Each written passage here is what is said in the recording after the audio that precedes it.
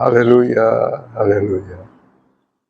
Shalom, shalom, Bapak Ibu dan saudara-saudaraku yang dikasih oleh Tuhan. Berjumpa lagi nih bersama kami dari channel VB Spirit. Oke, apa kabarnya?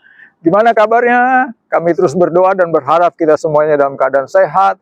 Hari demi hari, ganti minggu, ganti bulan, ganti tahun, kita terus dalam keadaan sehat. Oke?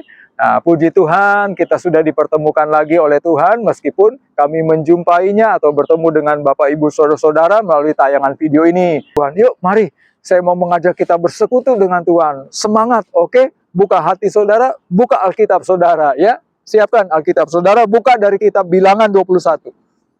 Bilangan 21 ayat ke-8 dan ke-9. Sudah ketemu? Demikian firman Tuhan. Maka berfirmanlah Tuhan kepada Musa, buatlah ular tedung dan taruhlah itu pada sebuah tiang. Maka setiap orang yang terpagut, jika ia melihatnya, akan tetap hidup.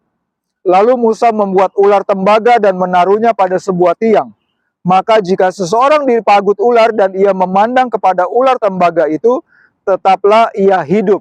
Nah, sedemikian jauh pembacaan firman Tuhan. Saudaraku yang dikasih Tuhan, ya, ini cerita bagaimana tentang bangsa Israel, waktu bangsa Israel dipimpin oleh Tuhan, keluar dari tanah Mesir menuju ke tanah Kanaan atau tanah perjanjian. Nah, tetapi di dalam perjalanan mereka, seringkali mereka berkeluh kesah, bersungut-sungut, marah, atau protes kepada Tuhan, bahkan demo gitu ya. Mereka, bangsa Israel, demo kepada Tuhan melalui Musa sebagai pemimpinnya. Nah, saudaraku dikasih Tuhan, ada pengalaman rohani, ada pembelajaran rohani yang luar biasa dari ayat-ayat tadi, saudara. Nah, mari kita melihat, saudara-saudara, ya. Nah, waktu bangsa Israel bersungut-sungut, marah kepada Tuhan, maka Tuhan kesal, Tuhan marah supaya bangsa Israel belajar. Nah, akhirnya Tuhan berikan apa? Tuhan berikan ular, tiba-tiba Tuhan buat ada banyak ular dan memagut orang-orang Israel, terutama orang-orang Israel yang berdemo-demo gitu kan, seperti kita sering lihat ya, demo-demo yang terjadi di bangsa kita gitu kan. Nah, tiba-tiba ada ular-ular banyak dan ular-ular itu memagut atau menggigit orang-orang yang berdemo itu, saudara. Dan kalau orang yang digigit ular pasti mati kan gitu ya. Nah, tetapi akhirnya Tuhan juga kasihan. Tuhan sayang kepada bangsa Israel. Jadi Tuhan memberikan jalan keluar, yaitu membuat ular dari tembaga, patung ular dari tembaga. Dan kalau ada orang yang digigit ular lalu memandang kepada patung ular tembaga itu, maka tidak jadi mati. Kira-kira begitu ceritanya. Oke, bisa dipahami. Nah, mari kita belajar. Kenapa Tuhan mau kita supaya kita bisa melihat seperti Tuhan melihat?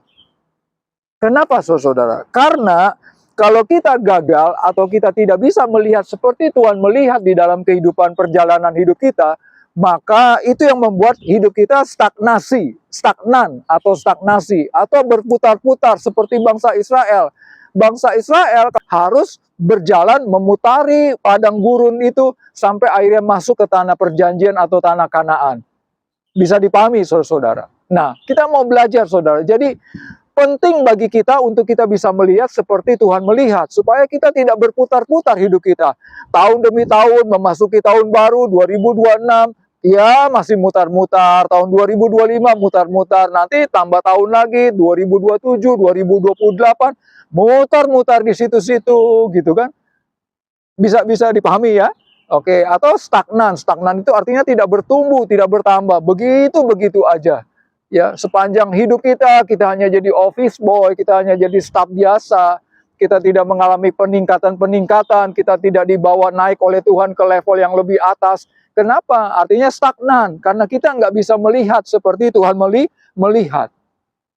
Oke, nah mari kita belajar. Ya, poin yang pertama, saudara.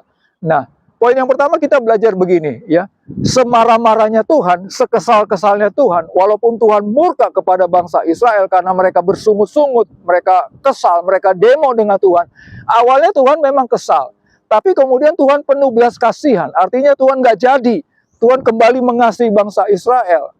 Ya, Tuhan tetap mengasihi bangsa Israel, dan Tuhan tetap sabar kepada bangsa Israel. Nah, itulah cara Tuhan, itulah pribadi Tuhan, itulah sifat Tuhan, Itulah rencana Tuhan. Ya, Tuhan itu adalah pribadi yang sungguh-sungguh sabar dan penuh belas kasihan. Di dalam firman-Nya bagian lain berkata, tidak selama-lamanya Tuhan mendendam. Tuhan tidak pernah membalas setimpal dengan kesalahan pelanggaran kita. Tuhan itu Maha Pengasih, Dia baik kepada setiap kita. Meskipun kita seringkali manusia ini seringkali memberontak, seringkali melanggar, seringkali tidak taat, tidak nurut kepada Tuhan, tapi Tuhan itu panjang sabar dan pengasih. Nah, artinya apa saudara? Sesuai dengan tema kita, belajar melihat seperti Tuhan melihat. Artinya apa? Kita juga harus demikian, sama seperti Tuhan. Mengikuti Tuhan. Tuhan itu panjang kasih dan sabar. Kiranya kita juga begitu. Kita harus senantiasa hidup dalam kasih. Bukankah kekristenan itu ciri khasnya adalah kasih? Hidup kita mengasihi semua orang. Hidup kita mengampuni, jangan suka memfitnah orang. Kalaupun orang salah, mungkin kitanya salah pikir atau kitanya overthinking. Jangan pernah kita berpikir yang salah. Oke, kita harus mengasihi, sabar kepada orang lain. Saudaraku yang dikasihi Tuhan, itulah melihat seperti Tuhan melihat. Mari kita melihat kehidupan ini dengan penuh kasih. Seperti Tuhan melihat kepada saudara dengan saya dan kepada seluruh isi dunia ini. Dia memiliki kasih. Itulah poin yang pertama, yang paling berharga. Ya. Di bagian firman lain Tuhan berkata, ya, ada 3 hal yang sangat penting di dalam kehidupan ini. Iman, pengharapan, dan kasih. Tapi yang paling besar apa? Kasih. Pasti saudara pernah membacanya, bukan? Ini ayat yang familiar. Kasih, saudara. Mari kita hidup berdamai, mari kita hidup saling mengasihi. Jangan suka saling menuduh, jangan suka saling memfitnah, jangan suka saling bergosip, jangan suka saling menghakimi, jangan suka saling membantai. Ya, bagian firman lain Paulus pernah berkata, jangan kita saling menggigit dan saling membunuh. Ya, kalau saya sebut ayat-ayatnya terlalu banyak, saudara. Mari kita intinya hidup dengan kasih. Itulah melihat seperti Tuhan melihat, dengan kasih. Setuju? Amin, saudara. Ya, saya rasa ini poin yang pertama sangat mudah dicerna, oke? Kita berangkat ke poin yang kedua. Poin yang kedua, saudara, apa yang kita pelajari, saudara-saudara? Nah, intinya Tuhan itu, selain kasih, Tuhan itu tidak mau sampai manusia itu binasa. Setuju? Setuju, saudara? Ya, Yohanes 3 ayat 16 berkata, karena begitu besar kasih Allah akan dunia ini, sehingga Ia telah mengaruniakan anaknya yang tunggal, supaya setiap orang yang percaya kepadanya tidak binasa. Tuhan gak mau setiap orang binasa. Tuhan gak mau saudara dengan saya binasa. Meskipun bangsa Israel, bangsa pilihannya, bersungut-sungut, demo. Ya, tapi Tuhan gak kesal lalu gak sampai akhirnya mati. Artinya apa saudara? Artinya kita harus mengikuti cara Tuhan. Melihat. Apa melihat? Yang penting keselamatan. Keselamatan. Hidup ini adalah keselamatan jiwa kita nantinya saudara. Hidup ini hanyalah sementara. Ya, hidup di dunia ini hanya jembatan. Ya, setelah hidup di dunia ini ada kehidupan yang lebih mulia, kehidupan yang kekal, kehidupan yang lebih agung, kehidupan yang lebih berharga dibanding hanya kehidupan yang ada di dunia ini. Di dunia ini cuma sementara. Jangan kita habiskan energi, tenaga, waktu, pikiran dan sebagainya saling bersengketa dengan orang, rebut-rebutan pangkat, ya gila harta, semuanya gila-gila jabatan, saling sikut-menyikut. Kan tadi poin nomor 1, hidup dalam kasih. Poin yang kedua, keselamatan kita. Keselamatan kita. Hendaknya kita lebih memikirkan, lebih berorientasi kepada keselamatan jiwa kita. Setelah kita nanti meninggal, setelah kita nanti habis nafas kita di dunia ini, akan ada kehidupan yang lebih lagi. Antara kehidupan yang kekal atau kebinasan yang kekal di dalam api neraka. Saudara dengan saya mau pilih yang mana? Bisa dipahami. Itulah namanya kita melihat seperti Tuhan melihat. Tuhan melihatnya kepada kehidupan ini supaya kita nanti masuk ke surga. Mengalami keselamatan kekal, saudara. Ya. Bisa dipahami, saudara. Mari kita sungguh-sungguh. Jikalau saudara dengan saya selama ini kita lebih berorientasinya kepada hal-hal duniawi, kita lebih berorientasi kepada pangkat, kita lebih berorientasi kepada hanya memikirkan perut, kenyang perut, gila harta, dan sebagainya, gila kerja. Saudaraku yang dikasihi Tuhan, itu tidak ada gunanya. Itu tidak berguna. Yang berguna adalah keselamatan jiwa kita masuk ke surga. Itu yang Tuhan mau, itu yang Tuhan cari. Ya. Tidak peduli kita hidup di dunia ini miskin atau kaya. Tidak peduli hidup di dunia ini terkenal, tenar atau tidak. Yang penting kita masuk surga. Mari kita pikirkan itu. Kita resapi.